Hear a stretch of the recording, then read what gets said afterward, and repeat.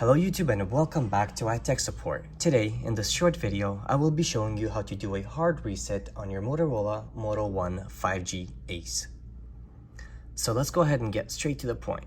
Our first step will be to power off our device.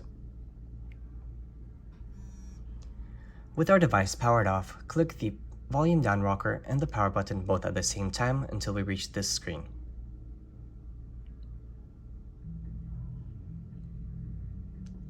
From here, you want to use your volume down rocker until recovery mode shows up and click the power button to select.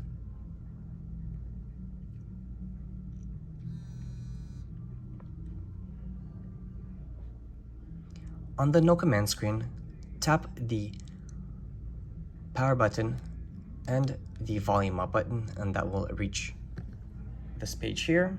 And from here, you want to use your volume down rocker to highlight wipe data / factory reset and click the power button to select. And now once again, volume down rocker and power button to select.